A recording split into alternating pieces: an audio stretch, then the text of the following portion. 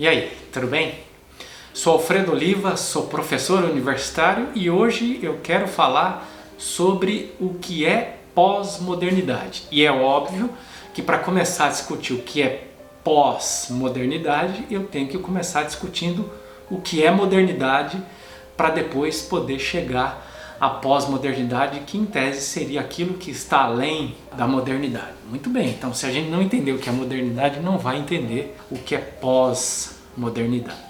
Então, em primeiro lugar, a gente pode começar a discutir o que seria modernidade no campo da historiografia, no campo de estudos acerca do trabalho do historiador ou da historiadora. Eu poderia dizer, simplificando muito, que a gente chama de modernidade ou de idade moderna o período compreendido entre os séculos XVI e XVIII.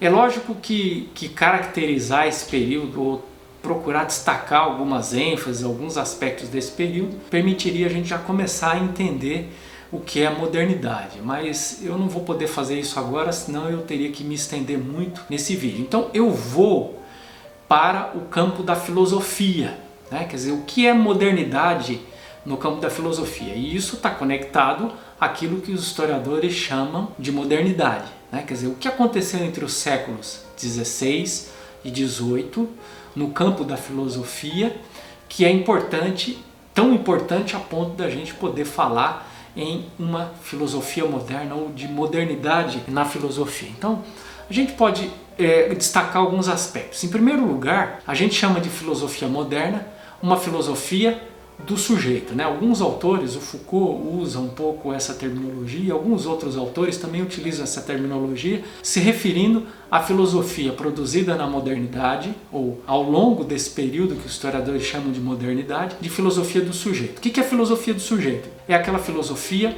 que tem como pressuposto a existência de um sujeito, e mais que isso, um sujeito como um núcleo estável. Quer dizer, o principal agente do conhecimento é o sujeito, e esse sujeito é um ser, é um núcleo estável, bem estabelecido. E se a gente quiser ilustrar isso, né, principalmente a partir do Foucault, né, ele diz que a modernidade está sobretudo conectada à figura de René Descartes, que estaria ilustrado na frase penso, logo existo. Eu posso naturalmente duvidar de tudo aquilo que eu penso, mas eu não posso duvidar de que quem duvida sou eu, o sujeito, né? E talvez o grande projeto da filosofia do Foucault seja exatamente esse, procurar demonstrar de que de fato, embora eu tenha a ilusão de que sou eu que duvido, pode não ser eu que esteja duvidando. Por quê? Porque esse sujeito é um sujeito sempre normatizado, quer dizer, nós, enquanto pessoas, quando chegamos ao mundo, desde criancinhas, estamos sendo moldados pela sociedade, estamos sendo normatizados, vão sendo incutidos em nós, na nossa mente, no nosso corpo, no nosso modo de pensar e de agir, uma série de comportamentos e de modos de pensar, de modo que eu já não sei se quando duvido sou eu que duvido ou se é essa sociedade que foi colocada dentro de mim é que está duvidando. Uma outra característica da filosofia moderna é o pressuposto de que existe um dualismo entre o sujeito, que é aquele que conhece, e o objeto, que é aquilo que é conhecido pelo sujeito. Então, esse dualismo básico, né, quer dizer, sempre o objeto é um mundo empírico, na maioria das vezes um mundo natural,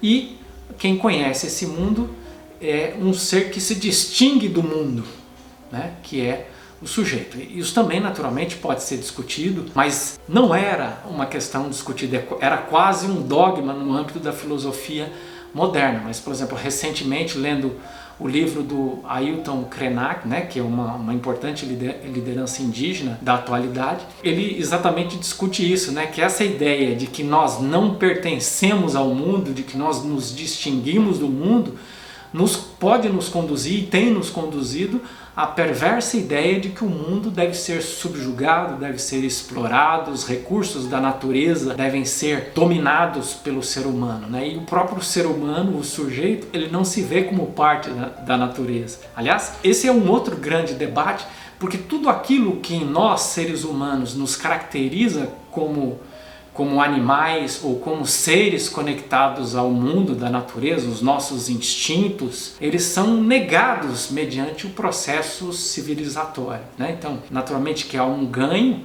com esse processo de civilização do sujeito, mas há também uma perda muito grande, né? Porque a nossa dimensão que nos conecta à natureza, que nos conecta ao meio ambiente, que nos conecta às demais pessoas, ela é perdida.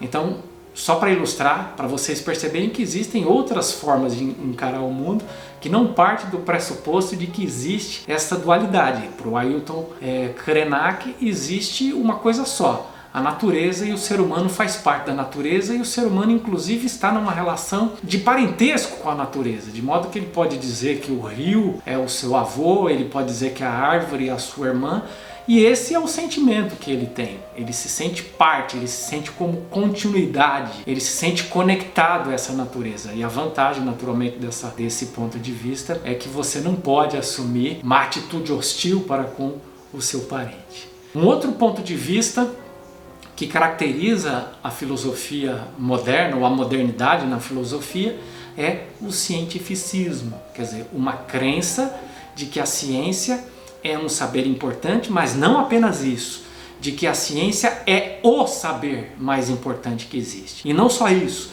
significa que a ciência deve assumir um lugar de supremacia e que as outras formas de saber devem ser descartadas ou devem ser subjugadas. Então, a gente sabe, por exemplo, que o senso comum é uma forma de conhecimento extremamente importante e é comum a gente ver no âmbito, sobretudo, da academia. Quando você quer desvalorizar uma determinada forma de conhecimento, você diz, mas isso não é ciência, isso é mero senso comum, né? Quer dizer, o senso comum é desprezado. Ou, isso é uma crença, isso é uma crença religiosa, é uma crença, isso não é ciência. Então, essa ideia de que a ciência deve assumir o lugar supremo, o lugar mais importante, e todas as demais formas de conhecimento devem ser subjugadas, né? A religião, o senso comum, a filosofia, né? Ou seja, tudo aquilo que não é ciência, em tese, deveria perder a sua importância, porque nós teríamos atingido o ponto máximo de conhecimento, que é o conhecimento de caráter científico. E, por fim, a modernidade filosófica é caracterizada pelo racionalismo, não apenas a crença no valor da razão, mas a crença também de que a razão é a forma de conhecimento por excelência, devendo se descartar todas as demais formas que não sejam baseadas, que não estejam baseadas na racionalidade. Bom, quando a gente está falando de pós-modernidade, a gente está falando de uma crítica aos valores da modernidade filosófica. Então, a pós-modernidade não é uma negação, uma simples negação da modernidade, e nem é, na forma como eu entendo e também na forma a partir dos autores que eu tenho lido para poder basear o meu ponto de vista, a pós-modernidade não deve ser considerada simplesmente o avesso da modernidade.